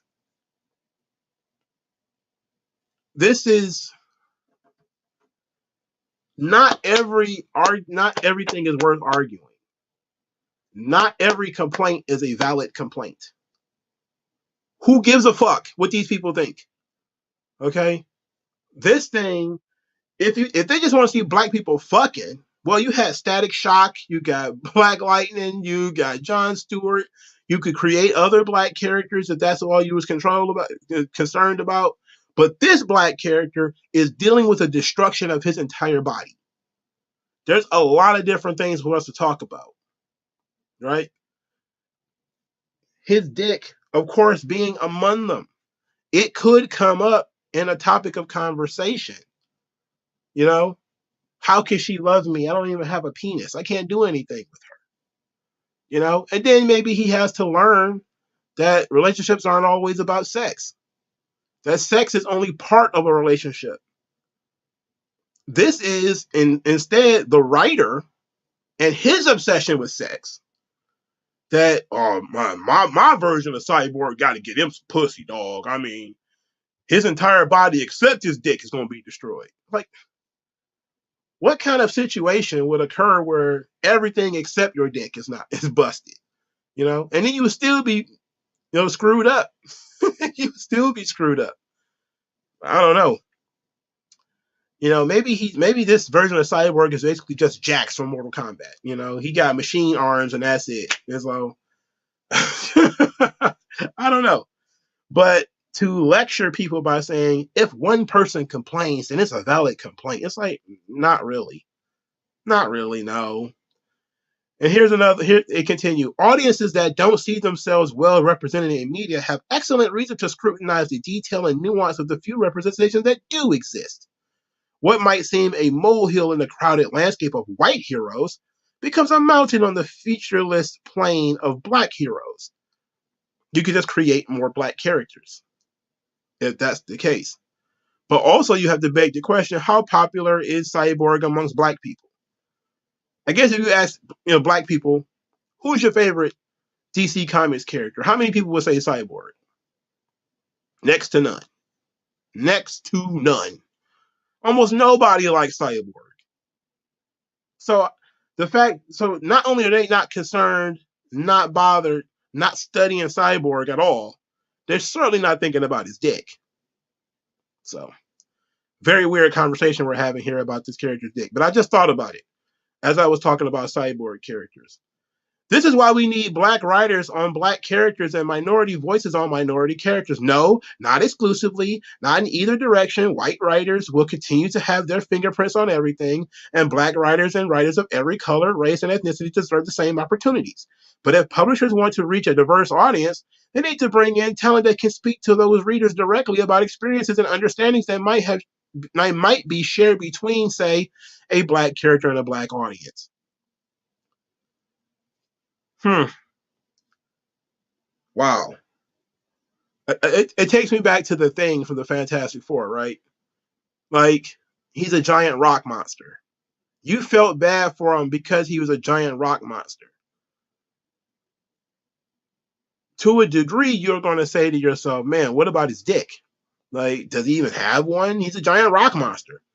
But then again, if he does have one, who's going to want that thing inside them? He's a giant rock monster. Like, it's literally it's like sticking a brick inside of her. Who would want that? You know? But you dealt with the Thing on the outside. He hated what he looked like. And that's what the writing of the Thing was all about. It was so genius from Stan Lee and Jack Kirby when they were doing it right.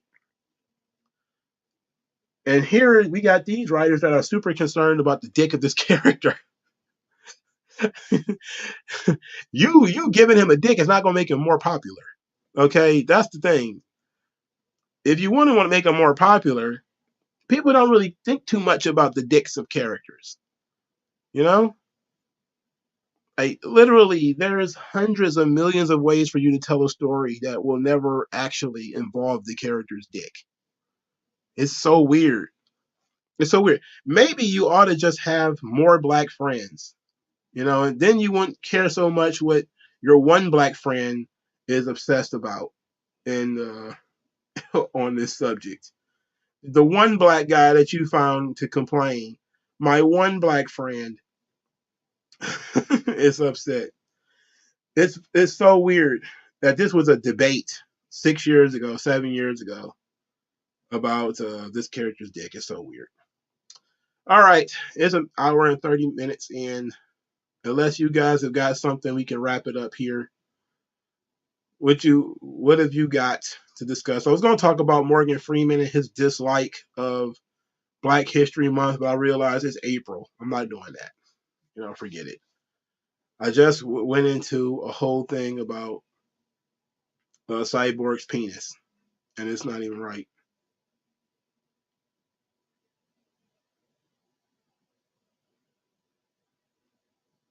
All right.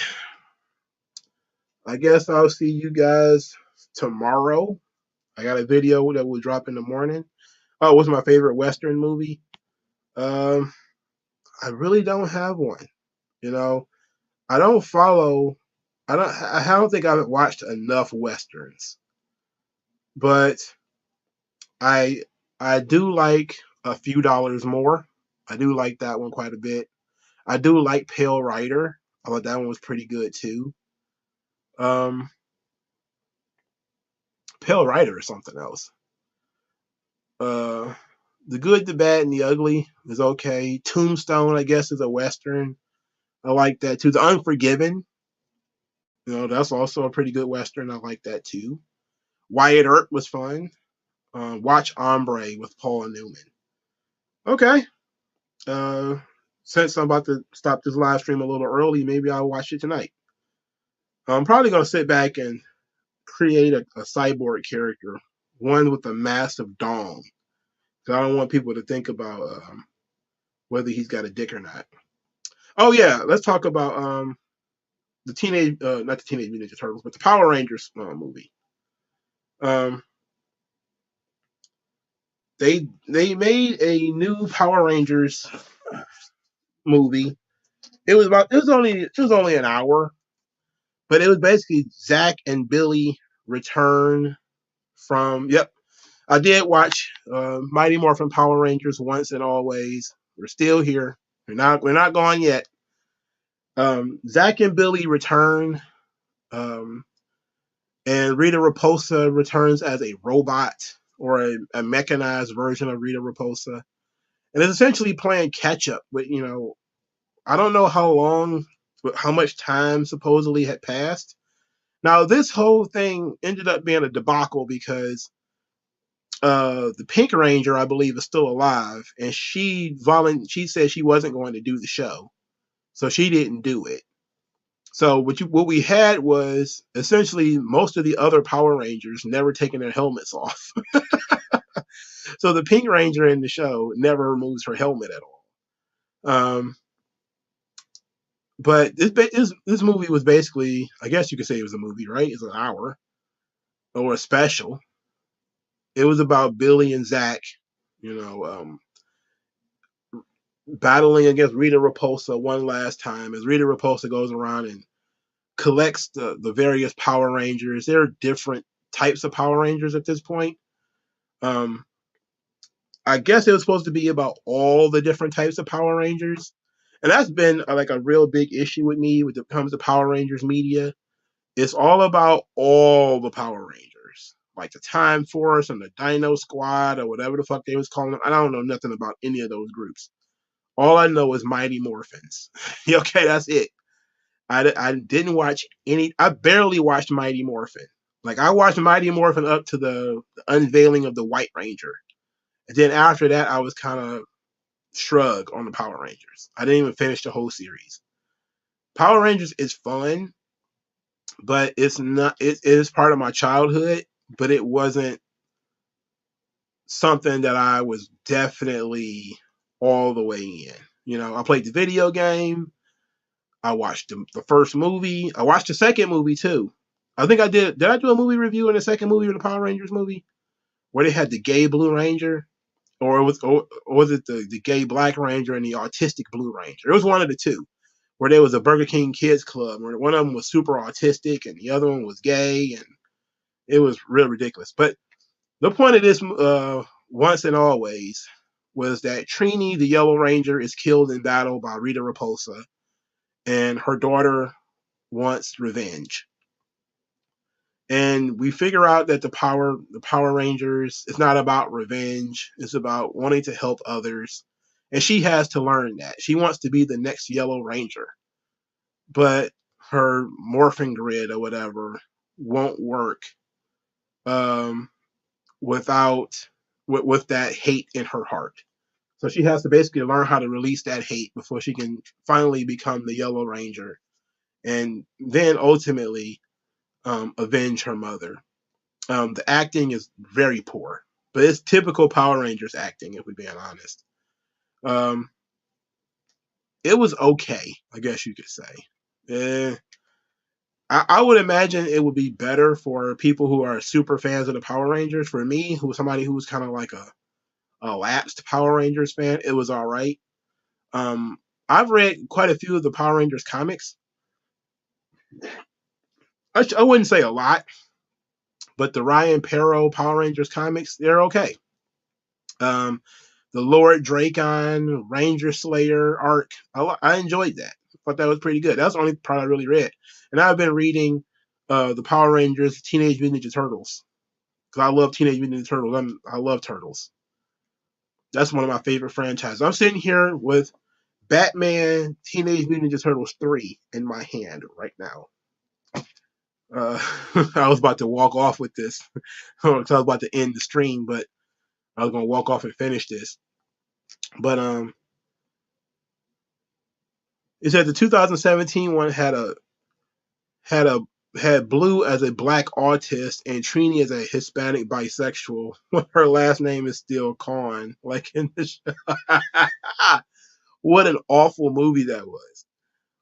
It was awful. I love Duckman. Duckman is hilarious adult comedy. I grew up on Duckman. Duckman is one of those shows that predates like South Park and stuff like that, but it was on USA and it used to come on after Monday Night Raw and stuff like that. It was a real fun show. I haven't seen it in such a long time. I would love to sit back and watch it again. You know, if I could find it like on an old network, I might watch it again. WG Phil says Amy Jo Johnson is now having a surging career as a director. Hmm. I heard that she didn't want to do it because they weren't paying her to do it. Essentially, she wasn't being paid enough to do it, so she was kind of like, "Fuck it." Um, Plus, like I think during the show, then Jason David Frank passed too, right? So it was a difficult situation, but I remember she tweeted about it quite a few times because people was wondering why she didn't want to do the show or why she wouldn't do it. And you know, it's kind of hard to get people to get back into things they were into when they were teenagers. Like that was one of her. I'm pretty sure that was one of her very first acting jobs, and that was so long ago. That was 30 years ago, man, almost. Well, yeah, 30 years ago. They're doing a 30th anniversary.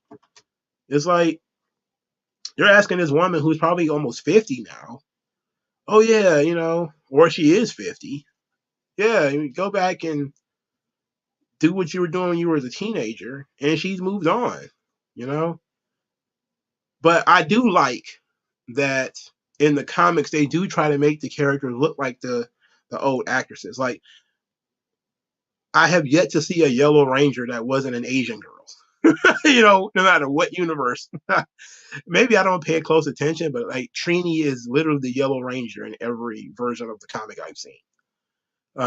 They have not changed her at all. I'm pretty sure they did the same thing with Jason David Frank, essentially the Green Ranger and everything.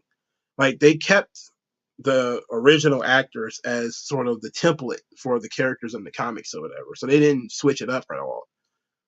And that helps with continuity. So that was fun. I don't understand why they did that in the 2017 movie. It was stupid. And every time I tried to get into Power Rangers, either I get stopped cold, you know? Like I tried watching it again. I couldn't even get through episode 1. I don't know. Like I like Power Rangers. I liked it more as a kid than I do now. You know?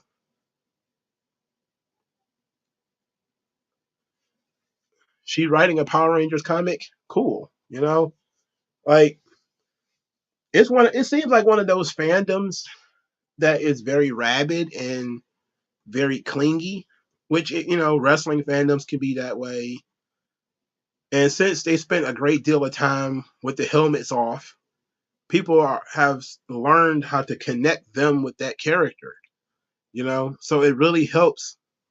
When they keep that look and they try to get as many people together as possible. It was very strange that they had all the Rangers together, but only Billy and Zach would ever remove their helmets. You know, because nobody else was the actual character for whatever. Or it was pretty clear that they were having younger actors as the Power Rangers, but Billy and Zach were just kind of like the old guys who would be in the suit sometimes. But it was pretty clear that they weren't fighting. You know, so it was it was okay. If you were a Power Rangers fan, what did you think about it? As a person who was into Power Rangers as a fan, did you enjoy it? I think that would be the better question. Somebody like me, who's only a lightweight Power Rangers fan, I was like, it's okay. I've always been a big fan of Rita Repulsa. She reminds me a lot of Luna Vachon, and it was always fun to have both of them as crazy, villainous female heels, whatever. It was fun. Rita Repulsa is mostly, a machine in the movie, though. I would imagine the original actress is like a really old lady or dead. And I forget the name of the woman he had play Rita Repulsa in the 2017 movie, but Elizabeth Banks, she was way too beautiful to be Rita Repulsa. She wasn't repulsive enough. She was too sultry. She looked good. She was sexy. Uh, WG Phil, you have to watch Time Force and RPM. There are some top tier stuff. A lot of the Power Ranger fandom over 12 are on Spectrum.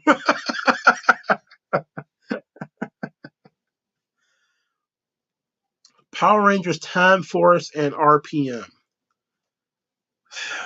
I've heard a lot about that stretch of Dino Force or whatever the fuck they was doing. And I was just like, man, I like Mighty Morphin, and I'm not so sure what's going on with this Time Force stuff and this RPM stuff. I don't know, man. Uh, there's so much stuff I need to get into that it's hard for me to justify getting into it. Because if I can't finish Mighty Morphin, how am I going to watch the rest of this stuff? Don't all this stuff bleed together? All this stuff kind of connects in some way. WG Phil is a Power Rangers fan. He says mostly what he expected from an anniversary special. Yeah, I mean, I thought we was going to see like Lord Zed and Goldar, and we didn't get no Goldar, no Lord Zed, and all that kind of stuff. I was kind of weirded out by that, but It also felt like there wasn't a lot of Rita Repulsa in there either. You know, I don't know, man. In terms of them doing a reboot or wanting to reboot the show, having Zach and Billy as sort of the mentors could work. You know, that could work. But you'd have to, recast Rita Repulsa and Lord Zed and stuff. Lord Zed was fun. Like, he was such a hideously fun character. It's like one of those characters that I really enjoyed as a kid. Because he reminded me so much of like something out of WWF. You know, Dino Thunder and RPM are Disney produced seasons. They are pretty good. Time Force is a time traveling season. Disney produced Power Rangers at one point. Do they own that property? Because I remember there was a whole thing about Power Rangers being who owned it and what they were going to do with it and all that kind of stuff.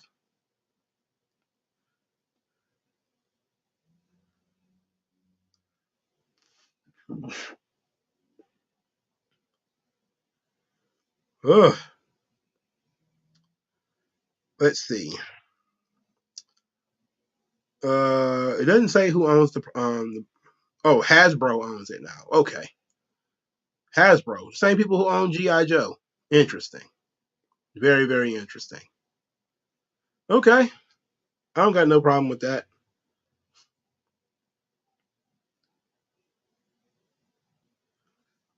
I don't know. We'll see if I actually sat down and watch it though. Beast Morphers. I I put it in the search. I'm looking at all the different Power Rangers types. Um, it all looks so silly. Power Rangers official Super Samurai full episode. Oh, so this is where you can watch like full episodes of Power Rangers. Um, Super Samurai. What is this? I don't know. Oh, it's for kids. Oh, okay. I didn't know that. All right, but the reboot is a clean slate from the Sentai produced season and trying to have a female Red. Well, that doesn't sound fun. It sounds like they're already in their already trying to put their cucks and things. I'm gonna watch the original Power Rangers again though. You know, that's what I wanted to do. I wanted to watch the original Power Rangers all over again, and we'll see if I get through it, and then from there we'll see if I go around from there. I'm very interested in dabbling into other people's fandoms, and the Power Rangers fandom is at least something that I'm familiar with.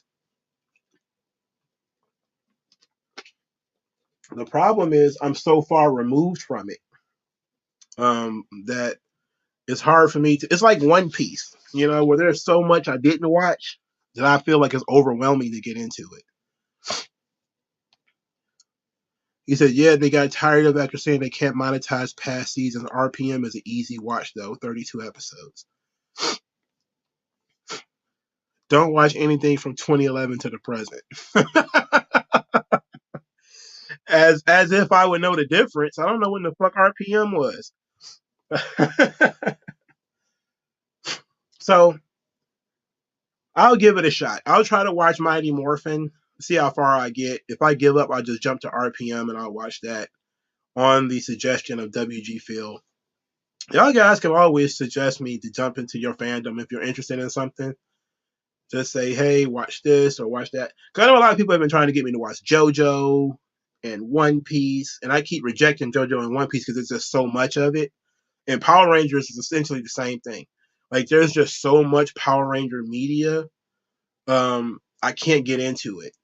And because I'm looking at it from if I watch episode 1 of this series, how far do I have to watch before I get to the end of this series? And it seems like a really daunting task. It just seems like a lot. And it shouldn't feel that way, but it does.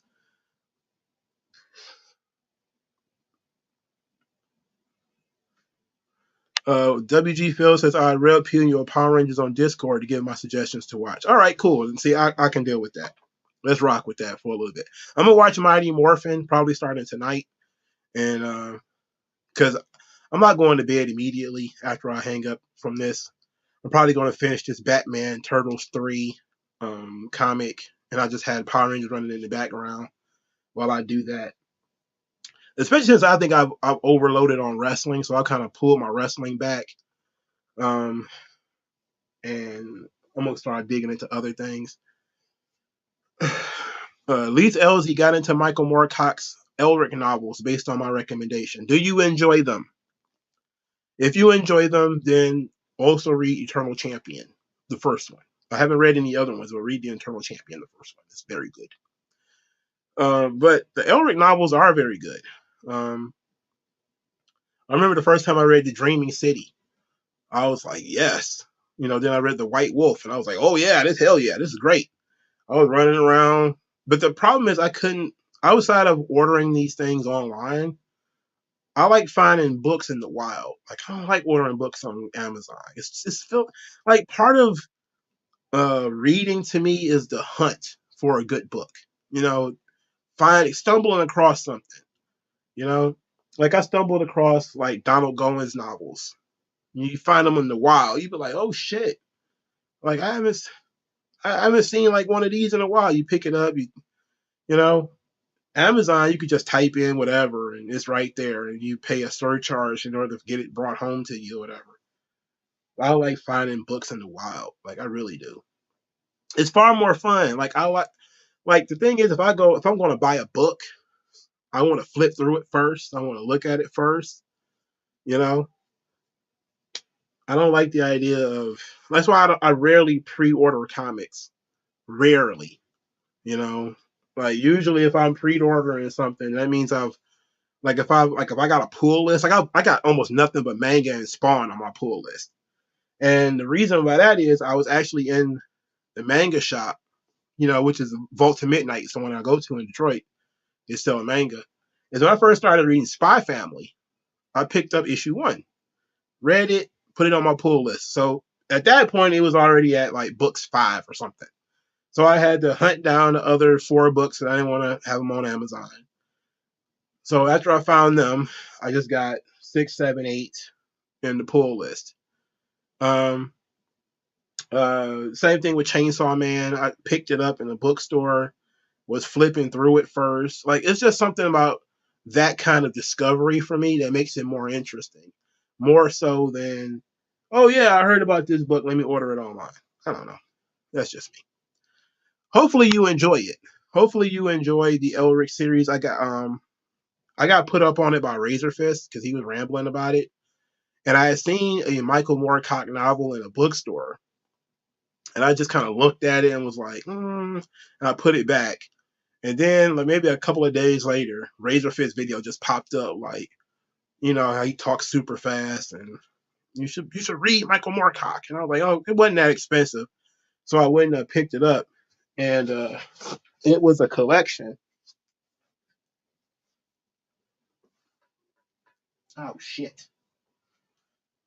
I think I put my Michael Moorcock books in a box in the closet. But it was basically like a collection of short stories, and they were really good, So I just been going from there. But that's one of my favorite fantasy stuff, though. That and Edgar Rice Burroughs, Princess of Mars, was fun too. The first Tarzan was okay. Yes, Razorfist did a video about The Witcher plagiarizing Elric. A lot of the Witcher fans have gone after him about that. I don't know. I don't know enough about both series to know one of them ripped off the other one. But I did read quite a few Elric comics. I have, Elric comics. I've got the ones Walter Simonson worked on, which is really fun. But I've got another hardcover that I haven't cracked open yet because it's part of the entire whole fucking stack of books I haven't read yet. But I'll get around to it eventually. It's from like the 90s or something like that. All right, it's 2 hours in. If you want to continue this conversation, go on over to Discord, and I'll talk to you guys later. I really have to use the bathroom right now, though. All right, y'all. Have a good night. Peace out.